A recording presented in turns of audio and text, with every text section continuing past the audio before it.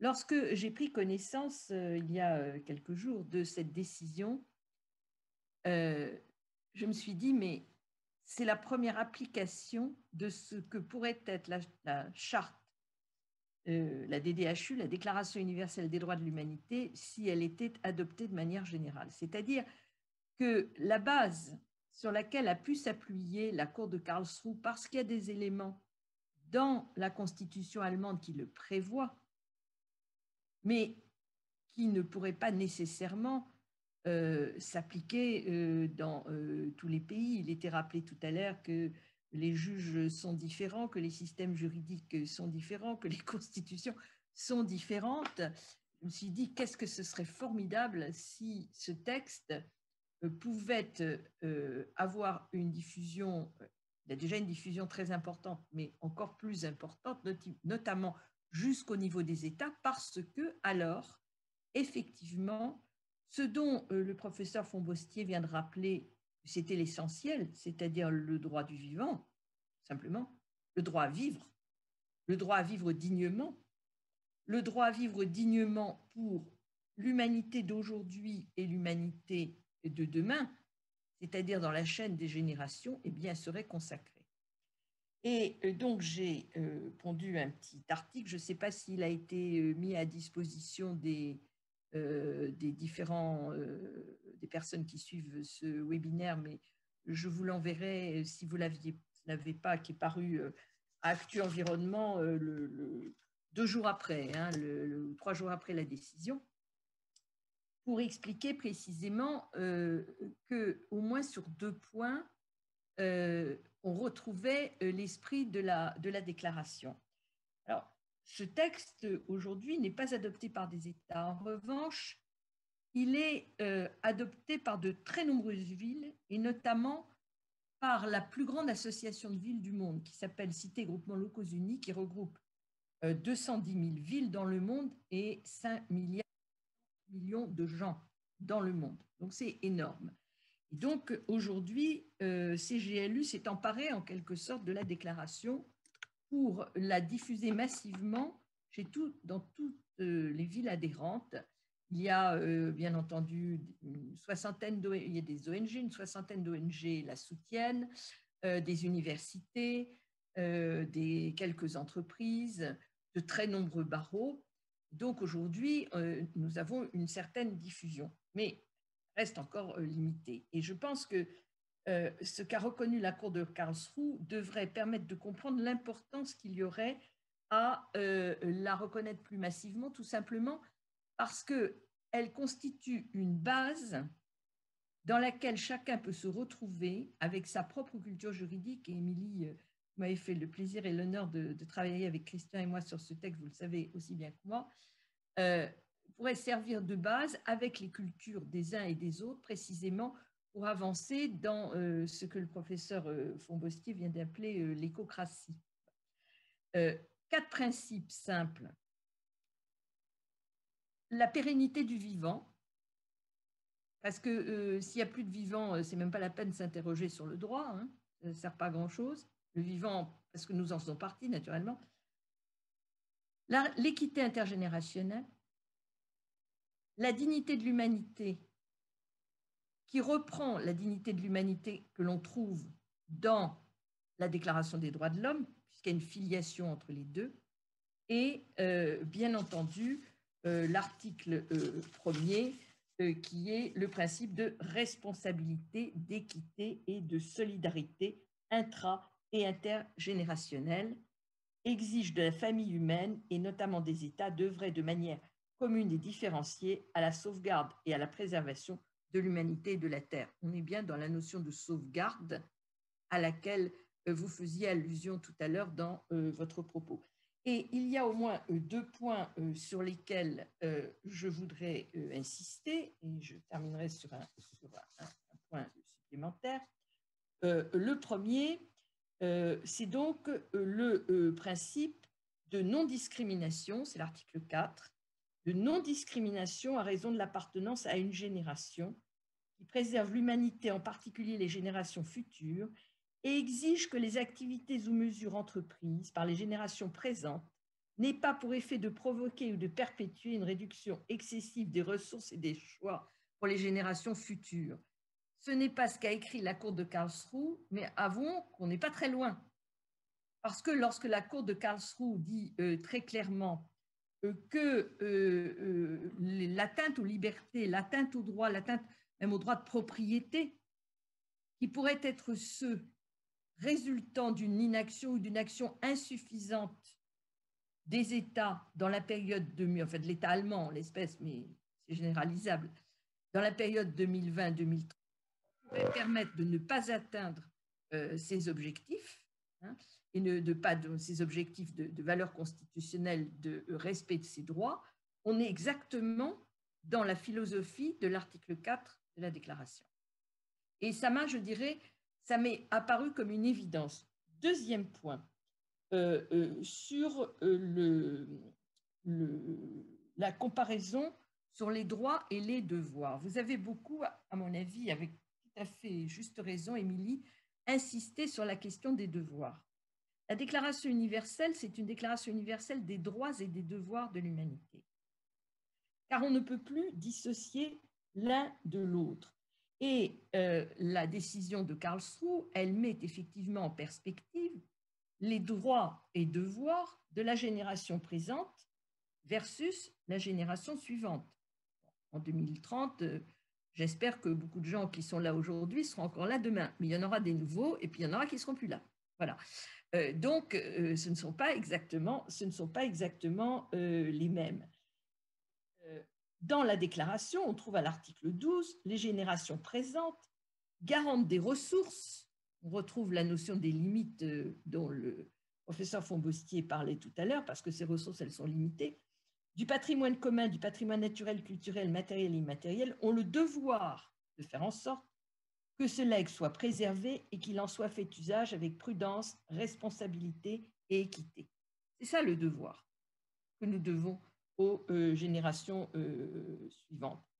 Et Catherine Lebris, dans le commentaire qu'elle a fait de ce texte, rappelle que la prudence inclut à la fois la prévention et la précaution et que la responsabilité et l'équité vont de pair et renvoient au principe de responsabilité commune mais différenciée. Or, la Cour constitutionnelle, qu'est-ce qu'elle dit? Alors, dans une traduction qui est approximative, hein, puisque nous n'avons pas encore la traduction officielle, l'exigence découlant du principe de proportionnalité et selon laquelle la réduction des émissions de CO2 imposée par la Constitution en vue de réaliser la neutralité climatique doit avoir lieu avec prévoyance et être répartie dans le temps d'une manière qui ménage les droits fondamentaux. Donc, on est exactement dans la même philosophie. Et c'est incontestablement un élément, me semble-t-il, vous l'avez dit, Émilie, et je ne peux que partager ce point de vue, majeur dans la construction de cette justice climatique. Parce que jusqu'à maintenant, je mets à part le cas de la France, parce que certes, Grande-Synthe est un grand progrès, on était tous très contents. Enfin, le Conseil d'État n'a pas du tout validé le respect des articles 2 et 8 de la Convention européenne des droits de l'homme, quand même, il faut le rappeler au passage. Hein. Ce n'est pas que nous ne l'avons pas soulevé, c'est que nous ne l'avons pas gagné. Pas la même chose. Bon. Là, la Cour de Karlsruhe, elle va très au-delà des articles 2 et 8, puisque les bénéficiaires des articles 2 et 8, surtout 2, le droit à la vie, ne sont pas forcément nés. Et donc, l'extension de l'article 2 à d'autres individus que ceux qui sont ici aujourd'hui est effectivement un changement pour moi de nature et pas de degré. C'est-à-dire qu'on se projette dans quelque chose qui est très différent et qui, je dirais, a une vue assez panoramique entre ce qu'est le vivant, la limite, la ressource, les droits d'y porter atteinte et la limitation de ces droits d'y porter atteinte par les devoirs que l'on a à l'égard des générations futures. C'est une construction qui est tout à fait cohérente, mais tout à fait nouvelle en réalité. Et donc, la question qu'on doit se poser, à mon sens, c'est maintenant comment on fait en sorte que cet arrêt de la Cour de Karlsruhe fasse des petits. Je veux dire par là que nous puissions obtenir de différentes juridictions l'application de ces principes. Et je pense qu'à terme, la déclaration, parce qu'elle est partagée par tout le monde, finalement, pourrait être un outil extrêmement intéressant. Vous parliez tout à l'heure, et je terminerai là-dessus, où c'est le professeur Fombostier, je ne sais plus, pardonnez-moi, de l'évolution de la démocratie représentative. Je crois que c'est le professeur Fombostier qui parlait de ça. En disant il faut absolument qu'on la fasse, qu'on la défossilise. Clairement raison. Ce qui est intéressant avec la DDHU, c'est que c'est un texte partagé par la société, entité privée et entité publique, subétatique, voire surétatique, supraétatique, puisque des gens comme l'Association internationale des maires francophones ou les parlementaires de la Méditerranée l'ont signé. Et donc, ce que l'on peut penser, c'est que l'avenir de cette nouvelle forme démocratique, c'est aussi des textes qui sont partagés. C'est-à-dire que de même qu'aujourd'hui, la justice climatique ne se construit plus par les États, mais contre les États, d'une certaine manière, l'élaboration du droit à venir ne se construit plus seulement par les États, mais par la société. Et l'idée d'avoir un texte fondateur comme l'est la Déclaration universelle des droits de l'humanité, partagé par des entités publiques et des entités privées sur lesquelles tout le monde est d'accord, c'est ça qui est important, c'est le consensus que cela représente, ouvre effectivement de nouvelles perspectives, d'autant plus que ce texte prévoit, dans son article 17 ou 18, je ne sais plus, l'obligation de l'effectivité des principes, ce qui ouvre la porte, bien entendu, à toutes sortes d'outils et d'institutions qui permettraient effectivement de rendre les textes effectifs. Voilà, donc je pense que c'est vraiment quelque chose de très important sur le plan de la transformation du droit, et plus on parlera de cette décision, plus je pense nous y gagnerons tous, parce que Christian le disait tout à l'heure, et je terminerai là-dessus, il y a quand même une espèce de course à l'échalote entre les cours suprêmes. Et là, la Cour de Karlsruhe a mis quand même la barre très très haut. Je doute que le Conseil constitutionnel, mais l'idée est excellente et je suis prête, s'il y a un recours de 60 députés ou 60 sénateurs, à faire le recours porte étroite. J'en ai déjà fait un pour une loi précédente, donc ça ne me dérange pas particulièrement, qu'on fasse ensemble un recours porte étroite pour poser la question. Mais malheureusement, je suis à peu près certaine de la réponse. Parce que nous n'avons pas dans notre droit aujourd'hui, ni même dans le droit européen, de quoi accrocher ces principes. Mais on l'a dans la Déclaration universelle des droits de l'humanité. Voilà, je vous remercie de votre attention. Je n'ai pas regardé l'heure. J'espère que j'ai tenu dans les 20 minutes. Vous êtes largement dans les temps, il reste encore 7 minutes, donc moi je voudrais encore mettre plus en évidence, si vous me le permettez, la Déclaration des droits et devoirs de l'humanité. Vu qu'on a une assistante qui est internationale, il y a un article en anglais pour les anglophones intitulé dans l'ouvrage Legal Actions for Future Generations, qui est le premier tome de la collection Normandie pour la paix. Il y a un article expliquant toute la généalogie de la Déclaration universelle des droits et devoirs de l'humanité. Dans le conversé, je vous ai envoyé le lien avec vous du site internet de la Déclaration universelle des droits et devoirs de l'humanité, qui est traduit dans de nombreuses langues, et je crois qu'il est bilingue, le site, il est également en anglais. J'ai également dans le lien conversé un lien vers, en français, le rapport explicatif auquel j'ai également beaucoup participé avec mes collègues Catherine Lebris, Hubert Desangles et bien d'autres collègues. Mais vous avez vraiment le rapport explicatif qui explique vraiment la volonté et l'envergure intellectuelle de ce texte. Et bien, Corinne, moi, je serais prête, comme dirait Tony Opposa, à faire le legal mischief avec vous, d'aller conspirer juridiquement sur cette prochaine étape. Je vois que Françoise s'en amuse déjà à nous voir conspirer en ligne et publiquement.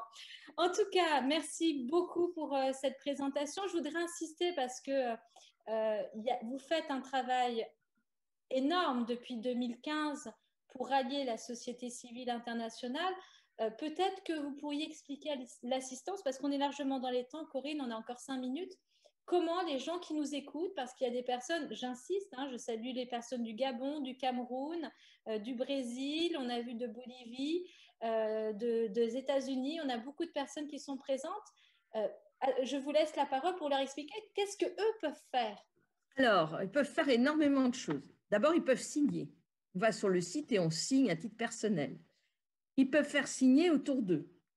Ils peuvent devenir ambassadeurs de la Déclaration universelle des droits de l'humanité. Nous en avons aujourd'hui 80 dans le monde qui portent la parole et essayent de faire signer par des organisations, que ce soit des ONG, que ce soit des entreprises, que ce soit des collectivités locales, voire des États qui accepteraient. Pour l'instant, il n'y a qu'un État qui l'a fait, et c'est un petit État qui est celui des Comores. Mais je ne désespère pas du tout que d'autres, et notamment en Afrique, un certain nombre de pays africains sont tout à fait intéressés par la déclaration, et ça, je le sais. Et un certain nombre de villes africaines ont signé, et la CGLU dont je parlais tout à l'heure est divisée en régions, et donc dans chaque région planétaire, pas région au sens français du terme, mais au sens de continent et sous-continent, il y a un gros travail qui est fait pour faire connaître par les villes la déclaration. Voilà, donc nous avons besoin de tout cela. C'est un travail qui est parti d'une commande du président de la République française, mais pour nos amis étrangers qui nous écoutent, la grande spécialité française de l'État, c'est de demander du travail, gratuitement bien entendu, mais ça, ce n'est pas le souci, mais ensuite de jamais donner un rond pour pouvoir l'appliquer convenablement. Donc ensuite, c'est débrouille-toi. Donc, voilà, la question, ça a été comment on fait. Donc, nous avons quand même aujourd'hui un conseil d'administration de l'association qui s'est beaucoup internationalisé. Ça, je m'en réjouis énormément. Et ceux qui auraient un peu de temps et qui voudraient s'y investir, bien, ils me joignent extrêmement facilement. Et je serais très heureuse. C'est quand même un bel outil qui a vraiment beaucoup de potentialité, qui a été écrit vraiment avec le respect des différentes cultures, et dans les différents considérants du texte, on vise beaucoup de textes qui viennent de différentes parties du monde, parce que nous avons voulu, avec ce texte qui est très court, hein, il y a 4 principes, 6 droits et 6 devoirs. Et chaque principe droit et devoir fait 2 lignes. Donc franchement, c'est très simple.